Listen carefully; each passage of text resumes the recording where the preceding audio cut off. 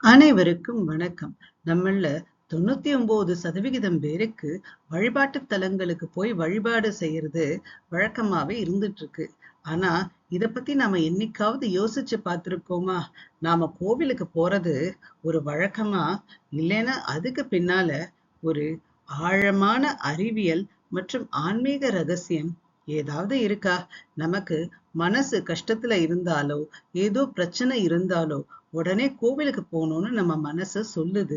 ஏன் கோவிலுக்குள்ள போன உடனே மனசுல ஒரு அமைதி, உடம்புல ஒரு புத்துணர்ச்சி ஏற்படுது? இத பத்தி நாம என்னைக்காவது யோசிச்சு பார்த்திருக்கோமா?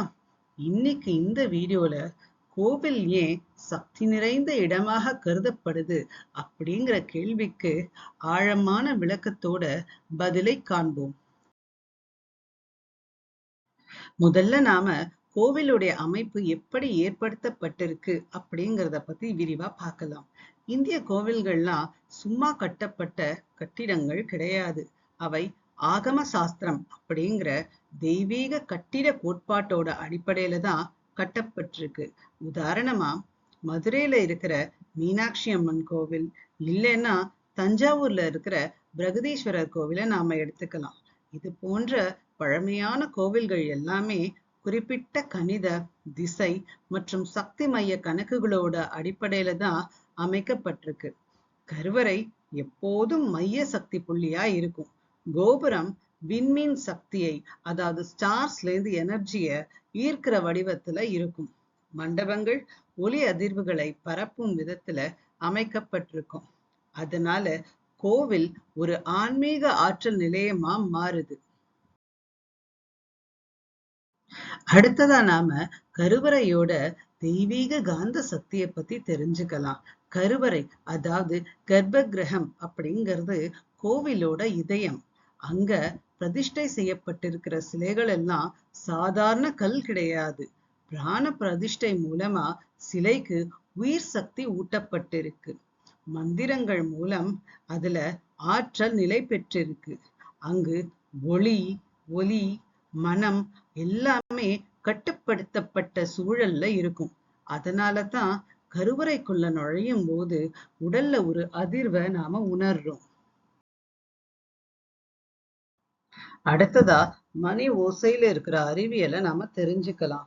எப்பவும் பழைய கோவில்கள்ல பாத்தீங்க அப்படின்னா சன்னதிக்கு முன்னாடி ஒரு பெரிய மணி கட்டி வச்சிருப்பாங்க.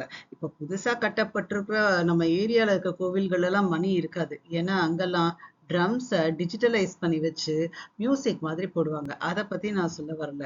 பழங்கோவில்கள்ல பெரிய காண்டாமணி கட்டி வச்சிருப்பாங்க. கோவில்ல நுழையும் போதே அந்த மணியை நம்ம அடிச்சுட்டு தான் உள்ளேயே நுழைவோம். ஏன் தெரியுமா? அப்படி அடிச்சோம்னா அந்த மணியுடைய ஒலியானது 7 வினாடிகள் வரைக்கும் நீடிக்கும். அப்போ அந்த அதிர்வு இருக்கு இல்லையா, நம்முடைய மூளைக்குள்ள இடது பக்கம் வலது பக்கம் ரெண்டையும் சமப்படுத்துது. மன அழுத்தத்தை குறைக்குது.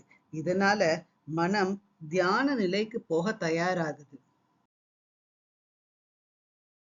மந்திர ஓசை மற்றும் அதிர்வு சக்தியை தெரிஞ்சுக்கலாம். இப்போ நம்ம ஓம்னு சொன்னோம்னாலே அதை இழுத்து சொல்லும் போது நம்முடைய அடி வயிற்றிலிருந்து தான் அந்த ஒலியானது எழும்பும். அது ஒரு வித அதிர்வை ஏற்படுத்தும். அதே மாதிரி ஓம் நம சிவாய, ஓம் நமோ நாராயணாய, இது போன்ற மந்திரங்கள் ஒலி அதிர்வுகளை உருவாக்குது. உதாரணமா சிவபெருமானுடைய அருளை பெறும் ஓம் நம சிவாய மந்திரம் பஞ்சபூதங்களை சமநிலைப்படுத்தும் அப்படின்னு சொல்லப்படுது. அதே மாதிரி மகாவிஷ்ணுவின் நாம ஜபமான ஓம் நமோ நாராயணாய மன அமைதியை அளிக்கும். ஒலி அதிர்வு, இது கூட நம்பிக்கையும் சேர்ந்தா என்ன வரும்? ஆன்மீக சக்தி கிடைக்கும். கோவிலுக்கும் பஞ்சபூத சமநிலைக்கும் என்ன சம்பந்தம்? பெரும்பாலான கோவில்கள் இயற்கை சக்தி மையங்கள்ல தான் அமைக்கப்பட்டிருக்கு. உதாரணமா சிதம்பரம் நடராஜர் கோவில் இருக்கு இல்லையா, அது ஆகாய தத்துவத்தை விளக்குகிறது. திருவண்ணாமலையில இருக்கிற அருணாச்சலேஸ்வரர் கோவில் அக்னி தத்துவத்தை உணர்த்துது. இந்த ஸ்தலங்கள் எல்லாம் இயற்கை சக்தி அலைகளை அதிகரிக்கின்றன. நாம ஏன் பிரதட்சணை பண்ணணும்? கோவிலுக்கு போறோம், சந்நிதியில வழிபாடு செய்யறோம். அதுக்கப்புறமா எதுக்காக பிரதட்சணை, அதாவது சன்னதிய வலம் வரும். கோவிலை பிரதட்சணை பண்றது அப்படின்னா கோவிலை சுத்தி வர்றதுன்னு கிடையாது. உள்ளுக்குள்ள இருக்கிற சன்னதியை வலம் வருதல். அதைத்தான் நம்ம அப்படி சொல்றோம். ஆனா இது ஒண்ணும் சாதாரணமான வழக்கம் கிடையாது. ஏன்னா கருவறைங்கிறது மைய சக்தி. அதனால மெயினா நாம அந்த கருவறை இந்த சன்னதியை சுத்தி நாம வலம் வருவோம். அதனால அந்த சக்தி நம்ம சுத்தி ஒரு பாதுகாப்பு வளையத்தையே உருவாக்குது. இது நம்முடைய உடல், மனம், ஆன்மா இது அனைத்தையும் இணைத்து வலுப்படுத்துது. நம்ம கோவிலுக்கு போறோம், வழிபாடு செய்யறோம், கோவிலை வலம் வரோம், அதாவது சந்நிதிய வலம் வரோம். அவ்வளவுதான் நடக்குதா என்ன? அதுக்கும் மேல என்ன இருக்கு? அர்ச்சகர் தீபம் காட்டுறார், தூபம் காட்டுறார். அது மட்டும் இல்லாம கற்பூர ஆரத்தியும் காட்டுறார், தீர்த்தம் கொடுக்கிறார். இதெல்லாம் எதுக்கு செய்யணும் கோவில்ல? அதெல்லாம் நம்ம பார்க்கலாம். தீபம் அப்படிங்கிறது ஒளி சக்தி. அதாவது ஒளி, லைட் இருக்கு இல்லையா, அந்த வெளிச்சம் வழியா நாம இறைவனை பார்க்கும் போது ரொம்பவே ஒரு தெய்வீகமான உணர்வு நம்முடைய மனதுக்குள் போகும். சாதாரண டியூப்லைட் வெளிச்சத்துல பாக்குறதுக்கும் இந்த மாதிரி ஒரு ஒளியில பாக்குறதுக்கும் வித்தியாசம் இருக்கு இல்லையா? அடுத்து தூபம், அந்த சாம்பிராணி, அப்புறம் சில வாசனை பொருட்களை போட்டு புகையெல்லாம் போட்டு காட்டுவாங்க. ஏன்னா அது அங்க இருக்கிற காற்றை சுத்திகரிப்பதற்காக செய்யப்படுகிறது. அதுக்கப்புறமா கற்பூர ஆரத்தி ஏன் காட்டுறாங்க? அது காற்றில் உள்ள நுண்ணுயிர்களை அழிக்கும். அது தவறு அப்படின்னா சொல்லக்கூடாது. அது கெடுதலை உருவாக்கும் நுண்ணுயிரா கூட இருக்கலாம் இல்லையா? அதை அழித்து விடும். இந்த மூணும் சேர்ந்து சூழலை சுத்தமாக்கி நேர்மறை அலைகளை அதிகரிக்கின்றன. சரி, இது எல்லாம் போக ஏன் தீர்த்தம் கொடுக்கறாங்க அப்படின்னா, அந்த தீர்த்தத்துல பாத்தீங்க அப்படின்னா பச்சை கற்பூரமும் துளசி இலைகளும் போட்டிருப்பாங்க. அது உடலுக்கு மிகவும் நல்லது. அதனாலதான் அந்த தீர்த்தத்தை நமக்கு கொடுக்கறாங்க. யோசிச்சு பாருங்க, துளசி இலை அதுல ஊறிட்டே இருந்திருக்கும். அப்ப அதோடைய சாறு அதுக்குள்ள இறங்கி ரொம்ப சக்தி வாய்ந்த நீரா தானே அது இருக்கும். சரி, சடாரி வைப்பாங்க பெருமாள் கோவில் எல்லாம் பார்த்தா தலையில. ஏன்னா அங்க நாங்கிற அகங்காரம் போய் கடவுளுக்கு முன்னால நம்ம வணங்குறோம். அதுல பாத்தீங்கன்னா பெருமாளுடைய பாதம் இருக்கும் அந்த சடாரியில. அதை வைக்கும்போது பெருமாளே நம்மள ஆசிர்வதிக்கிற மாதிரி ஒரு உணர்வும் நமக்கு ஏற்படும்.